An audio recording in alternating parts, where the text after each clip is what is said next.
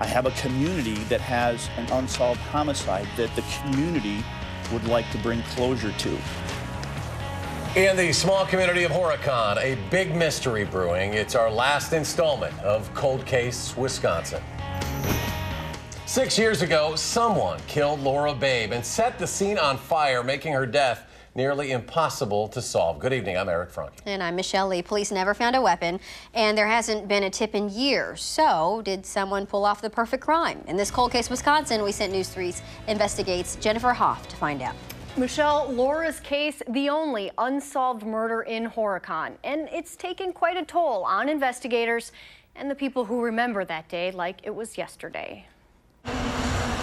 In a town as tiny as Horicon, I would never expect that. I grew up in Milwaukee, you saw it, but never here, you know. Murders are hard to come by. Yeah, I'd say it was about midnight. Until September 6, 2007. The ambulances and the fire trucks came down this road, which we live on. When business owner Susan Haiti watched what happens after one unfold from her store window. It was just a lot of activity. That year, police records show 211 Washington Street was the top spot cops were called to for drug and alcohol crimes.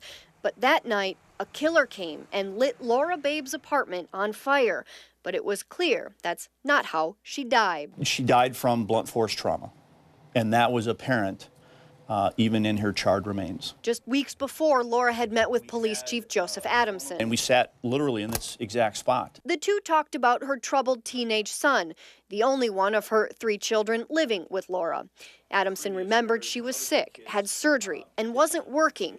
But he hasn't figured out why someone seemingly targeted the 39-year-old divorcee. Motive is a challenging thing to assign right now. I can with a degree of certainty say that it was a very personal crime.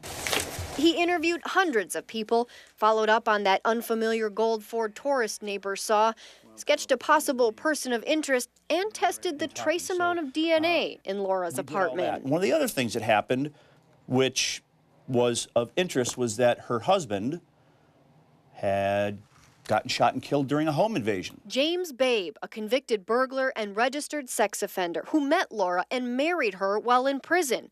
But had he gotten away with her murder? It was not at all related. It was a coincidence. Authorities never charged the Okauchee homeowner who claims self-defense in the 2011 shooting, and that lead, including all the others, died along with James. When we hit the 5-year mark, we reconvened the investigative team. The team tried a new tactic then in 2012 and distributed decks of cards to inmates depicting Wisconsin's cold cases like Laura's.